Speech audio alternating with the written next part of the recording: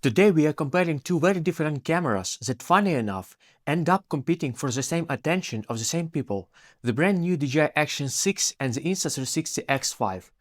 Yes, I know, one is a traditional action camera and the other is a 360 camera, but let's be honest, most creators today, and especially people who buy a camera for travel, family, hobbies and vacations, are not professionals with complicated workflows.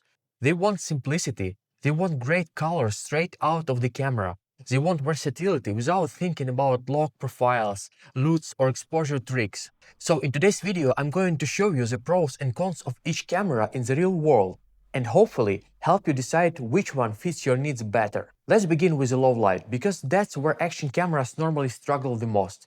For the Insta360 X5 I switched to the single lens mode, so we could compare it more fairly to the Action 6. On the first comparison, both cameras were set to their standard normal mode.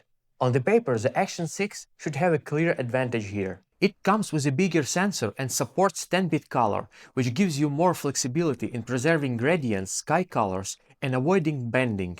And if you have never heard of the difference between 10-bit and 8-bit video, check out my episode where I break down that in detail. But here is the interesting part. Even though the X5 has a smaller sensor, its f2 aperture, the same as Action 6 in low light, still produced a noticeably brighter image. In fact, out of all the Action and 360 cameras I've used in the last few years, the X5 might be the brightest in low light scenes. It lifts the shadows aggressively, making everything look more visible, which can be good or bad depending on your taste. Then the sky started changing colors dramatically, producing these almost surreal shades. I expected the X5 to push saturation because that's usually how Insta360 processes their colors. But this time the Action 6 was actually more colorful, even more than reality. Look at this reference shot from iPhone.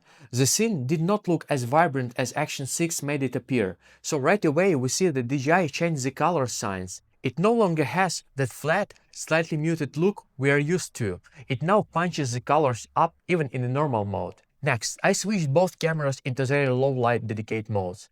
This is where things got even more interesting. The X5 became too bright, to the point where some highlights were overexposed and started blowing out. The Action 6 became too vivid, boosting the saturation even more. For some people, this is amazing. If you love bright, colorful scenes that pop, you might enjoy this look. But if you are expecting the typical DJI neutral color profile, this might be disappointing. To address this, I switched the Action 6 to the D-Lock M. As expected, the colors became flatter and less punchy, but they also became slightly less realistic. The true lighting was somewhere in between the X5 warm saturation and the Action 6 flat lock tone. Neither camera captured the exact look of the scene, but both gave their own interpretation. With D-Log, the Action 6 gives you a lot of control in post-production, but if you don't like the grading footage, you're probably not going to enjoy shooting log all the time. Take a look at this next example. When the camera remains stationary, the X5 footage looks extremely clean. It preserves clarity very well when the environment is still. And because it's a 360 camera, you can take advantage of subject tracking or reframing if you want to create more dynamic shots later. This flexibility is something the Action 6 simply cannot offer. But when the sun became this bright orange color and illuminate everything around me with a heavy orange tint, the Action 6 suddenly pulled ahead in terms of detail. I'm not saying it was more realistic, because in real life everything was super orange, extremely warm and almost glowing. And remember, the DJI was shooting in D-Log, so once the footage was restored, it also became very orange. But the important part is that Action 6 held more texture and micro detail. You can see more structure in the rocks, skin and landscape. During golden hour, both cameras actually look great, but for different reasons. The X5 delivers a compelling mood with rich tones and nice contrast, while the Action 6 produces a cleaner, more detailed image. Let me know in the comments which look you prefer, because this is honestly one of the most interesting differences between these two cameras. Here is another real-world scenario: stabilization while walking on uneven rocks. This test was not easy. I had to watch my step while trying to hold both cameras steady. In this case, the Action 6 has a sharper image, but I really dislike the flares it produces. The lens is very prone to catching these bright streaks when light hits it at certain angles. In one of my upcoming episodes, I will show you a few tricks to reduce the flares, because they can be annoying for outdoor shooting. Now I switched the X5 into full 360 mode, just to show you where this camera absolutely shines. And honestly, this mode produces footage I enjoy more than the Action 6 image. The colors are more natural, the image feels more alive, and the adaptive tone feature does a fantastic job balancing highlights and shadows. This is where the X5 becomes extremely appealing. You can shoot first and decide framing later. You can capture everything around you without worrying about missing the moment. It's an entirely different style of filming. When the sun rose even more and the lighting became stable, both cameras delivered beautiful results. At this point, the choice truly depends on your preferences. If you love detailed footage that you can control great, the Action 6 is a fantastic tool. If you want versatility, reframing, subject tracking, and a more realistic tone straight out of the camera, the X5 is incredibly strong. You can find more noise and grain on the X5 footage, and I found the X5 is filming more clearly and much better in 360 mode, but Action 6 definitely delivers better results here. But we still have a few more categories to look at. Let's talk about photos. I was genuinely surprised here.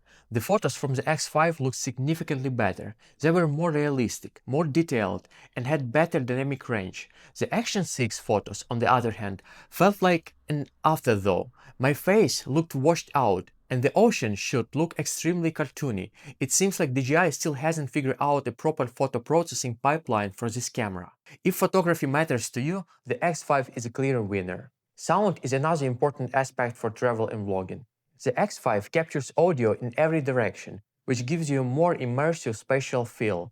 The Action 6 actually does a pretty good job too, but when listening side by side, the X5 sounded clearer, louder, and seemed to reduce the gravel noise under my feet more effectively. Let me just for a second enable the low light mode. It's a pure video on X5 and Action 6. But on the other hand, the form factor of Insta360 X5 allows you to film the 360 video even like holding the camera in the hand without any selfie stick. It isolates the voice better while maintaining a natural outdoor ambience. Speaking on the usability, Action 6 is a classic action camera shape, and it was made to mount it with a stick. The shape of the X5 allows to keep the camera easier and point it in any direction. The feeling of holding the light torch. Also, X5 allows to switch between front and back camera while filming in single lens. Action 6 need to flip the camera in the hand, but this is not a big deal. So here's my verdict. The Action 6 is a great camera, but you need to know how to use it. You will get the best results by adjusting settings, understanding the exposure, and using D-Lock M properly. I'll share my recommended settings in a future video, including how to get smooth cinematic results at any time of the day. The Insta360 X5, however, is a camera for everyone. You can hand it to a beginner and they'll get a great footage with almost no effort. And of course, it includes 360 mode, which opens up creative possibilities the Action C6 cannot match. Also, X5 offers more different creative modes and color profiles. And speaking about accessories, we know that Insta360 is a beast. So which camera should you buy? That's entirely up to your needs. Personally, I would own both cameras. They serve for very different purposes. But if I had to choose only one, well, I'm going to keep it as my little secret. I hope you enjoyed this episode, and if you did, please like, subscribe, and let me know in the comments which camera you think performs better. Thanks for watching and see you in the next episode. Cheers and bye.